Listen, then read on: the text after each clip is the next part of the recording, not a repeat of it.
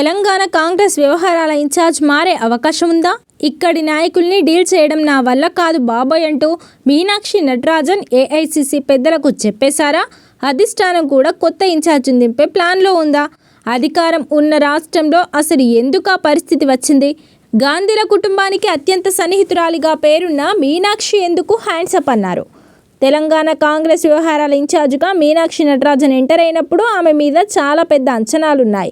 ఆమె అధిష్టానానికి అందున గాంధీల కుటుంబానికి అత్యంత సన్నిహితురాలని, ఆ బలంతో రాష్ట్రంలో పార్టీని టోటల్గా సెట్ చేస్తారని చెప్పుకున్నారు. కట్ చేస్తే ఇప్పుడు కొత్త మాటలు పార్టీ వర్గాల నుంచే వినిపిస్తున్నాయి. రాష్ట్ర వ్యవహారాల ఇన్ఛార్జిగా కొనసాగడానికి ఆమె ఆసక్తిగా లేరని చెప్పుకుంటున్నారు. ఇక్కడి పరిస్థితులేవి తనకు అనుకూలంగా లేవని, తాను నో అన్న వాళ్ళకే పదవులు ఇవ్వాలంటూ ఒత్తిడి పెరుగుతుండడంతో అసహనం ఆమెలో పెరుగుతున్నట్టు తెలుస్తోంది. అదే సమయంలో రాష్ట్రంలో పార్టీ అధికారంలో ఉంది కాబట్టి ఆ స్థాయి నాయకుడిని ఇన్ఛార్జిగా పంపాలని ఢిల్లీ పెద్దలు భావిస్తున్నారా అన్న చర్చలు సైతం నడుస్తున్నాయి. అదే నిజమైతే ఆ విషయాన్ని మీనాక్షి ఎంపికకు ముందే పరిగణలోకి ఎందుకు తీసుకోలేదన్న డౌట్ వస్తుంది.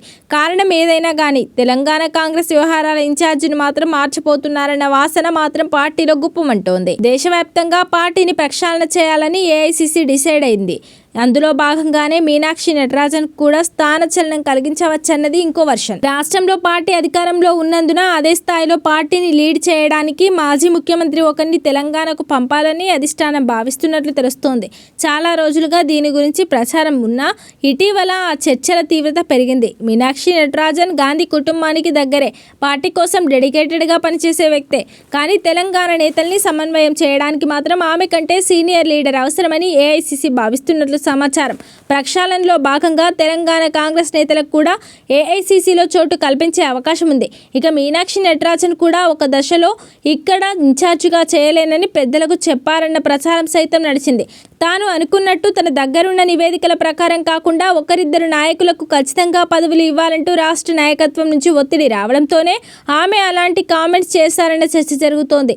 ఓ మైనార్టీ నేతకు వర్కింగ్ ప్రెసిడెంట్ పదవి ఇవ్వాలని రాష్ట్ర నేతలు ఒత్తిడి తేవడం ఇన్ఛార్జికి అస్సలు నచ్చలేదని ప్రచారం జరిగింది. అప్పటి నుంచి తెలంగాణ కాంగ్రెస్లో పదవుల భర్తీ కూడా వాయిదా పడుతూ వస్తుంది.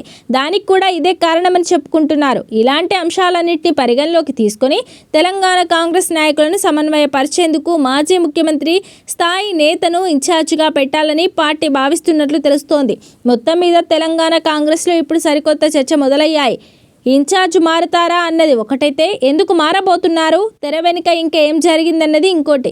అధిష్టానం ఏం చేయబోతోందో చూడాలి మరి.